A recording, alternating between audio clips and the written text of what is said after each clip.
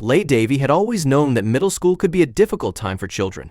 She had heard stories of bullying, the pressures of fitting in, and the challenges of growing up in the digital age. But she never imagined that her own daughter, a sweet and sensitive 12-year-old, would become the target of relentless cruelty so intense that it would land her in emergency room, broken in both body and spirit. It all started subtly. Small things that seemed insignificant at first, whispers as her daughter walked down the hall, giggles when she entered a classroom, and text messages from unknown numbers filled with insults. The girl, whom Leigh affectionately referred to as her beautiful girl, would come home quieter than usual, her shoulders slightly hunched, as if carrying an invisible weight. Leigh and her husband noticed the changes, but like many parents, they assumed it was just the natural turbulence of adolescence. They had no idea that their daughter was already fighting a battle she couldn't win on her own. Then, the comments became more direct. It started in the classroom when a few students began making remarks about a supposed smell coming from her. At first, she thought it was just a passing joke, something that would be forgotten in a few days. But the teasing escalated quickly. "You stink," someone whispered as she walked past. Do you even shower?" another sneered. So the accusations followed her everywhere. She became hyper-aware of her body, constantly sniffing her clothes, scrubbing herself raw in the shower, and dousing herself in deodorant. But it didn't matter. Once a rumor took hold, the truth didn't stand a chance. So her classmates turned her into a spectacle, treating her suffering as entertainment. At lunch, she overheard whispers and laughter coming from the next table. She tried to ignore it, focusing on her tray, but her heart pounded when she heard one of the girls say loudly, "I swear, I almost threw up when she walked by me in class." Another student laughed. Maybe her parents can't afford soap. Hot tears burned her eyes, but she refused to let them see her cry. Instead, she pushed away her food, suddenly feeling nauseous. Hunger was easier to endure than the shame burning in her chest. But things didn't stop there. The bullying extended beyond school walls, spilling into the digital world where there was no escape. One evening, as she scrolled through her phone, she noticed a notification from an unknown number. When she opened it, her stomach clenched. "You should kill yourself. Nobody would care." She stared at the words, unable to breathe. A lump formed in her throat, and she felt like the walls of her bedroom were closing in on her. She wanted to scream, to tell someone, but the fear of being seen as weak kept her silent. Leigh began to notice more drastic changes in her daughter. She stopped wanting to go to school, claiming to have headaches or stomach aches nearly every morning. When she did go, she came home exhausted, emotionally drained. Her grades began to slip, and her once bright personality dimmed. Leigh tried to reach her, to ask what was wrong, but she always got the same answer. "I'm fine, Mom." But she wasn't fine. The breaking point. One afternoon, her daughter came home quieter than usual. She barely spoke, keeping her head down as she shuffled to her room. Leigh felt the familiar knot of worry tighten in her chest. Something was wrong. Later that night, Leigh heard muffled cries coming from the bathroom. Panic surged through her. She knocked on the door. "Sweetheart, are you okay?" There was a long silence before a small, shaky voice responded, "I'm fine, Mom." But Leigh knew better. She pushed open the door, and what she saw made her heart shatter. Her daughter was standing in front of the mirror, her face twisted in anguish. In her hands, she held a pair of scissors, her fingers gripping them so tightly her knuckles were white. Leigh's breath caught in her throat as she noticed the small red marks on her daughter's arm, marks she hadn't seen before. "Oh, baby," Leigh whispered, stepping forward. Her daughter dropped the scissors and burst into tears. Leigh wrapped her arms around her, holding her as tightly as she could, feeling her small frame shake with sobs. "But I can't do this anymore, Mom," she choked out. "I just want it to stop." Leigh felt helpless. No amount of love could erase what had been done to her daughter, but she wasn't going to let her fight this battle alone. That night, she made a promise to herself she would do whatever it took to protect her child, even if it meant taking on the entire school system, even if it meant exposing the cruelty her daughter had endured to the entire world. And so, Leigh's battle began. The cruel whispers and taunts followed her daughter like a shadow. No matter where she went, in the hallways, the classroom, even the cafeteria, someone was always there to remind her of the supposed smell. It didn't matter how many showers she took, how much deodorant she wore, or how much perfume she sprayed. So the label had stuck, and the bullying only intensified. It wasn't just words anymore. One afternoon, as she sat at her desk, staring down at her notebook, she noticed a few students giggling behind her. She tried to ignore them, but something felt off. Moments later, her phone buzzed. She hesitated before checking it, already dreading what she would see. Her friend had sent her a message. "Check Snapchat. Don't freak out." Her hands trembled as she opened the app. And there it was, a video of her. She hadn't even realized someone had recorded her, but the angle was unmistakable. She was sitting at her desk, her legs slightly apart in a completely normal, unremarkable posture. But the caption burned into her mind. "What's that smell?" The video had already spread like wildfire, sent from one student to another, each forward bringing another wave of laughter at her expense. She felt her stomach drop. Her vision blurred with tears.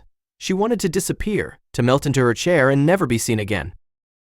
Her heart pounded as she rushed out of the classroom, her breath coming in short gasps. She barely made it to the bathroom before the sobs overtook her. She felt sick, physically ill from the humiliation. When she finally gathered the courage to return to class, the stares were unbearable. Even those who weren't laughing avoided her gaze, as if looking at her would make them guilty by association. She wasn't a person anymore. She was a joke. That evening, Leigh noticed something was off. Her daughter barely spoke during dinner. She pushed her food around her plate, answering questions with one-word responses. When Leigh pressed her, she just said she was tired and went to her room early. But Leigh had a mother's intuition. She knew something was terribly wrong. Later that night, she knocked on her daughter's bedroom door and found her curled up in bed, facing the wall.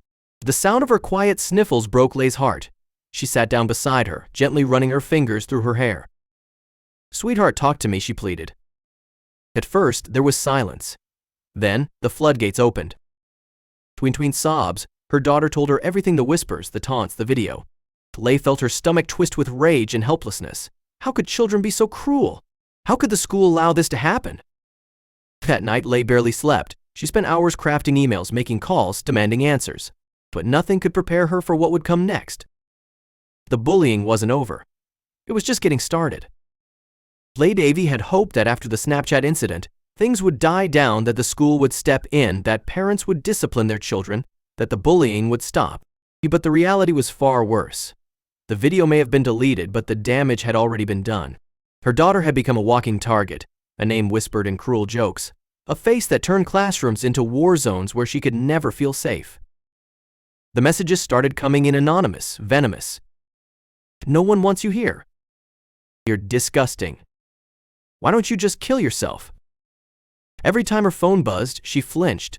She stopped looking at her notifications, dreading what new insult would be hurled at her. Leigh, sensing her daughter's fear, confiscated her phone, hoping to shield her from the torment. But the damage was already done. The words had embedded themselves deep into her daughter's mind, twisting into something even more dangerous: self-hatred. At school, things only got worse.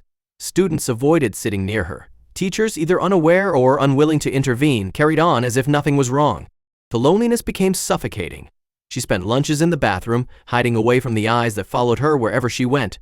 She begged Leigh to let her stay home, but Leigh knew that would only give the bullies what they wanted: to see her daughter disappear. Then, one day, she did try to disappear. The breaking point. Leigh had just come home from work when she found her daughter in the bathroom. The door was unlocked, a small miracle. When she pushed it open, she felt her entire world come crashing down. Her little girl sat on the floor, her arms covered in fresh cuts, a razor blade discarded nearby. Blood stained the tiles. Leigh dropped to her knees, heart pounding in her chest. "No, no, no," she whispered, grabbing her daughter's hands. "Sweetheart, what did you do?" Her daughter wouldn't meet her eyes. Tears streamed down her face as she shook her head. "I just wanted it to stop," she choked out. Leigh's hands trembled as she pressed a towel to the wounds. "We're going to the hospital," she said firmly. "No, Mom, please," her daughter begged. "I don't want anyone to know." But Leigh knew this was beyond what she could handle alone. Within minutes, she was rushing her daughter to the emergency room, her mind racing with fear. The aftermath. In the sterile hospital room, Leigh sat beside her daughter's bed, holding her hand as doctors and nurses worked around them. A psychiatrist was called in. They spoke in hushed voices, asking questions, taking notes. Leigh felt helpless. How had it come to this? Over the next few days, she spent hours talking to medical professionals, trying to understand how to help her child. She learned that self-harm wasn't just about wanting to die, it was a way to cope, to release pain that had no other outlet. And her daughter had been in pain for far too long. Leigh knew she couldn't stay silent anymore. If the school wouldn't protect her daughter, if the parents of the bullies wouldn't take responsibility, Then she would make the world listen. So, she did the only thing she could think of. She wrote. Leigh's Facebook post spread faster than she could have imagined. Within hours, it was shared thousands of times, drawing attention from parents, educators, and advocacy groups. Messages of support flooded in, but so did criticism. Some parents of the bullies dismissed her concerns, accusing her of overreacting. Others blamed her daughter for being too sensitive. Despite the backlash, the post had done what months of private pleas had failed to accomplish. It forced the school to acknowledge the issue. Officials released a statement emphasizing their commitment to preventing bullying, but it was little more than a hollow attempt at damage control. Still, the pressure was undeniable. The school launched an internal review, and though no students were expelled, disciplinary measures were finally taken. The girl who posted the video received a formal suspension, and anonymous reports suggested that several others involved were warned of severe consequences if the harassment continued. The attention also forced a larger conversation about bullying in schools and the role of social media in exacerbating it. News outlets picked up the story, turning it into a national discussion. Advocacy groups reached out to Leigh, offering resources and legal guidance. Parents across the country began paying closer attention to their children's online interactions, some even calling for stricter regulations on minors' access to social media. For Leigh's daughter, the scars, both physical and emotional, would take time to heal. Therapy sessions became a regular part of her recovery, helping her process the trauma and regain a sense of self-worth. She transferred to a new school, where she was given the chance to start over, away from the cruelty of her past environment. It was not an instant fix, but it was a step toward healing. Leigh channeled her pain into advocacy. She began working with anti-bullying organizations, sharing her daughter's story in the hopes that it would prevent another child from suffering the same fate. She pushed for policy changes within the school system, demanding stricter anti-bullying measures and better support for victims. In time, her daughter found moments of peace. The fear and shame that had once consumed her gradually loosened their grip. As she began to laugh again, to trust again. The road to healing was long, but she was no longer walking it alone.